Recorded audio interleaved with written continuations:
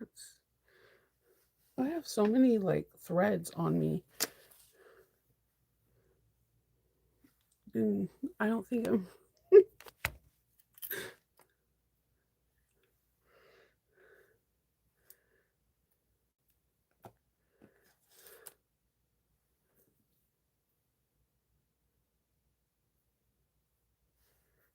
I swear these gold threads are going to be my bane of my sewing existence. I loved it on the bag, but it will not disappear in my workroom. Good morning, Lynette. How are you? Hey, Margie. Good morning. Happy Thursday. I keep thinking it's Wednesday and I know it's Thursday. I know it's Thursday. Oh, God, that was a good stretch. Good morning. It's a chilly morning out here. Are you guys still like raining iguanas? Is it still, is that still happening? I watched the news about that and I was absolutely terrified. I don't, do you just walk around with umbrellas or do like, I have questions.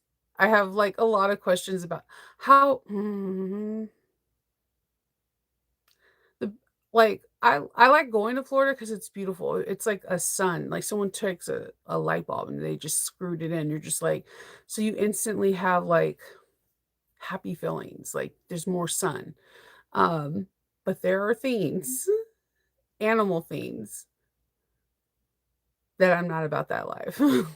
But when that cold hit and they were like, "Oh, it's raining iguanas," I was like, "Oh, it's like a metaphor, like it's raining really hard, right?"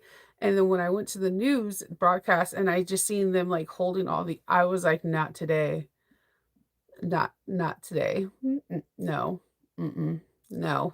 This is in a episode that's on HBO in a horror film, right? Okay, farther south down. But does it do they just drop? Do they just do they drop? Lynette, do they do do they drop? Are they alive after it gets warm or do they just like cuz I didn't watch the rest of it cuz they were holding them and I couldn't focus. I could not focus on anything that the broadcast says. So like when they fall, are they okay when it warms up or is that it? Like they fell resting in a peaceful place. You're in a better place now. Like, what is no one else is concerned about this? This is normal. Like, I like I have quite this is when I watch the news, I don't watch it for like, oh, gang fights and terrorist attacks or bots from Korea coming over here or China coming over here. I always watch the weirdest things. Somehow like weird animal things always happen. Like when me during COVID, my daughter, my youngest daughter and I, we were watching the snake that can fly 55 feet from tree to tree. And it like we were like, what? And it's here in the US.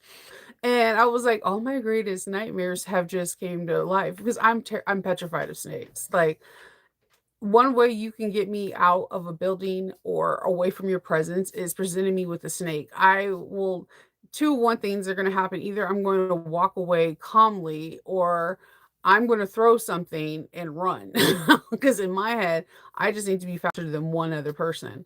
I'm petrified of them ever since I was little, and it's because where I lived in California, when I went to Ole Hansen, it was a new school and there was construction in California. And when there's new construction in California, a lot of snakes get unearthed. And like, so the people that were doing it, they were finding garden snakes, boa constrictors, and stuff like that. So when they would find, um, like boa constrictors, they would like wrap it around them, and somehow, some way, one wrapped around my leg, and it just kept constricting. And they had the hardest time getting it off my leg. And I was really young. I was in like the third grade. And ever since that experience, I do not trust snakes. I do not trust them. I don't want them around me. I'm good. I'm so good. But just a weird fact about me, when I am afraid of something, I feel like it's my due diligence, my duty to learn everything about them.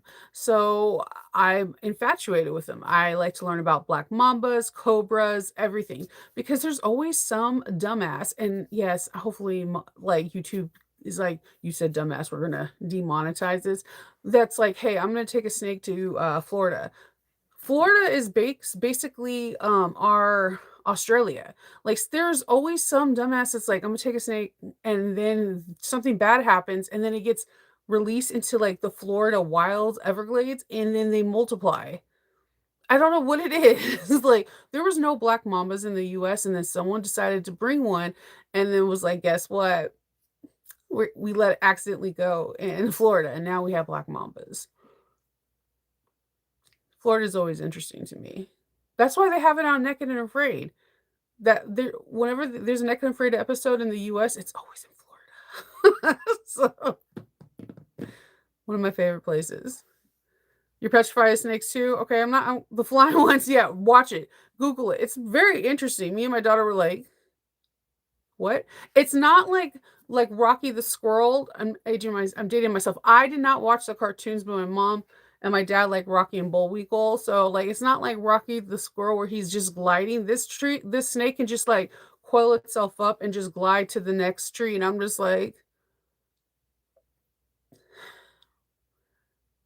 it's kinda like a bear's. I'm terrified, like, because you think, "Hey, if I climb up a tree, this bear would can't get me." That's not the case. They look like they can't climb, but they could climb faster than you. They're like the apex predator. They run faster than you, they climb faster than you. You cannot escape a bear.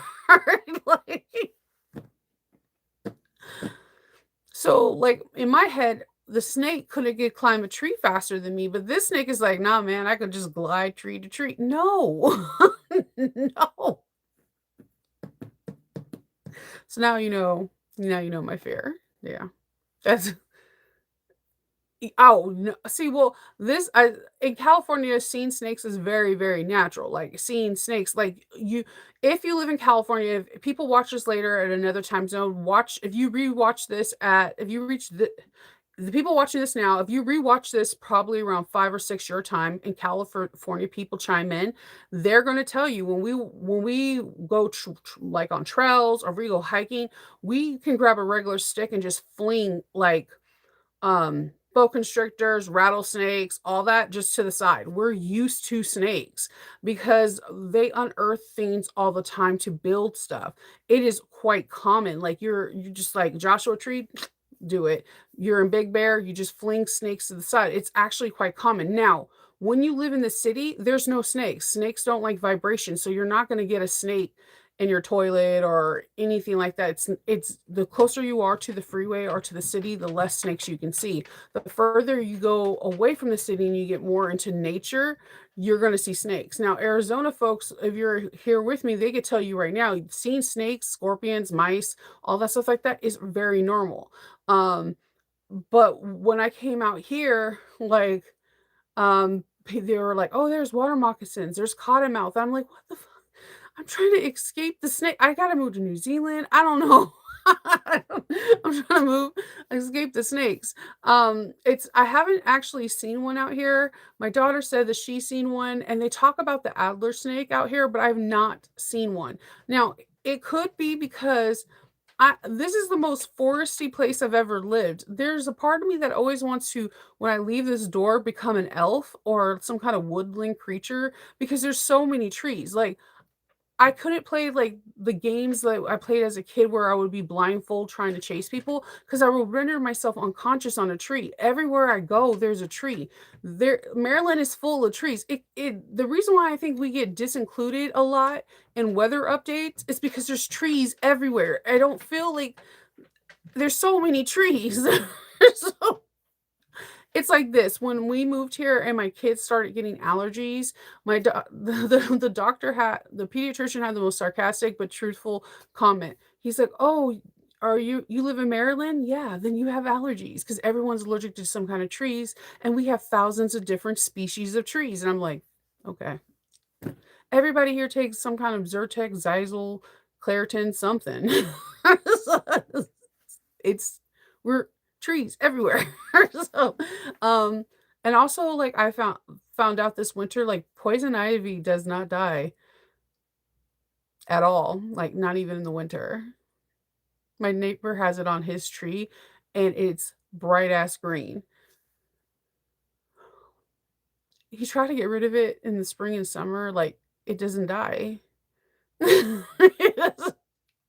that's another topic. Like, the bamboo even died during this winter, but the poison ivy is still alive. And it makes sense why they made that into a Batman villain character now. So much sense. So, yeah, you have to be when you're in California, when you're on that trail, you have to be vigilant fleeing those snakes. So, and if you were in Texas with me, like, they could tell you I was petrified. I was like, I was looking for snakes like nobody's business. When I was in Florida, at So Magical, I had experiences of having a frog in my toilet. I had like a little lizard in the corner of my wall. Like, I was like, oh hell no. Like, and the guy at the front desk was just like, "Just be happy you're not on the main floor." And I was like, "What the fuck?" So now when I go to Florida, I never get a room on the main floor. So I like never, never, never. So there are snake handlers at Disneyland. That's their only job. They're dressed in regular clothes, like the regular people. If you're like, "Hey, how do I get to Splash Mountain?" or something, they'll be like, "Yeah, go through the Magic Kingdom and do da da da da."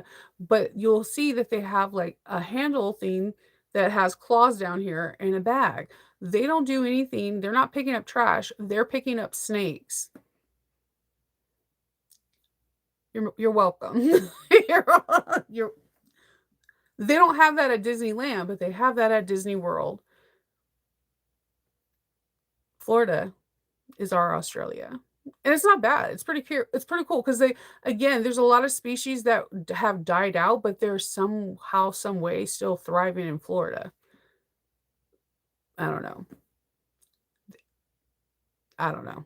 And they have some of the most world biggest boa constrictors have been marked in Florida. Yeah. I watch weird snake documentaries too on my like when I'm sewing, people always ask me what I'm watching because don't necessarily watch other people sewing all the time. It's usually body cam footage. I don't know why I like body cam footage. I don't know why. It's like it's I blame it on my parents. My parents like watched cops and stuff, and I'm always enthralled with that. Like I don't know why. But when I get tired of that, I like to watch like documentaries like on whale watching or like snakes or like when they're like 10 of the deadliest snakes and or like when someone's doing something stupid like trying deadly venom on themselves and you're like, why if you're stupid enough to do it, I guess I'm stupid enough to watch. So those are my favorite things to watch on YouTube or just period. Good morning. Yeah, Florida's great though. I had fun. The la when I had fun at the So Magical minus all the other events. I got to meet a lot of different people. There was a situation with the alligator or crocodile, whatever, in a body of water where everybody was watching, and I quickly walked away because I am not the one. I'm not the person that's gonna watch something and like, "Oh my god, what's that?" I am that person that will walk away. I will leave you. I will hop in the car. If you wanna watch, that's cool, but I'm not. I am not the one. So, I had fun at I went to, um Universal Park with Julie, she's on here a lot, and Sandra, who is garments room sewing. We had fun. It was hot, but we had fun. I had a lot of fun. I had so much fun and did not encounter one snake, but I it was hot. I got to experiencing the Wizarding World, and I've always wanted to do that, so I had a lot of fun. Um, the rest of it was just a blur, like, between having fun with sewing and then kicking it with people that love sewing, that also love Harry Potter, and no kids. I hate to say this, I love my children, but going to an amusement park with grown adults that don't have the kids with you is a whole different it's a whole different vibe. There's nobody saying, "Hey, I want this. I wanna go on this ride." It's just a different vibe. Going to an amusement park with just your girlfriends, no kids, and nobody like vying for your time. It's just like you can hang out and look at things longer, and no one's like, I want to go on this. We're in here too long. Like, it's a whole different vibe. So I had a blast. You okay? Well, yeah. Don't swallow plastic tacos. That's just is it a toy one like from like Mattel from Barbie? Like I'm now weirdly curious. I weigh what I weigh. It's weird to ask people that question in this day and age. So, and if you're that's just weird. So, um, so and dance. I'm not a monkey. So, good morning from Toronto. How's the weather out there? Um, some of my favorite hair people, gurus that cut hair are in Toronto. And one day I'll make it out there so they can chop the hair. So, yeah. So today I have let's see. I'm making a bag I have for a strike, so you guys won't be able to see that one. But I'm also prepping to do make the jasmine bag for Maggie 55. I'm going to make a really cool one. So I think I have all the things for it. So after I'm done with the tester bag, I'm going to probably cut out all the pattern pieces that are required for it and just I gather all the fabrics to make sure I have everything that I need and all the vinyls that I need. And then I will probably cut that one out tomorrow and sew that one up on Saturday. Um, we came up with the bag that we're sewing for the Patreon, and for the accessories, we're going to be sewing up the Creations Andy's Annie's organization bag, and I'm pretty excited about that because I know that bag just got super popular because so many great content creators like Jessica Okeroots and I think Saya Swag and a couple others have really like earmarked it. So we're going to be actually sewing that up in our accessory groups, and I'm excited about that. I want to see if I have some cute Valentine Day cotton wovens. I think I do from a stash swap from Wizardly Stitchery from 2 years ago, and I just need to locate it. I don't have my cottons like organized by color, like so I have to try to like pinpoint red. I don't have a lot of reds in my cotton woven, so I just need to look for try to focus on reds and hearts. But I think this will be the perfect thing to have for Valentine's Day ish.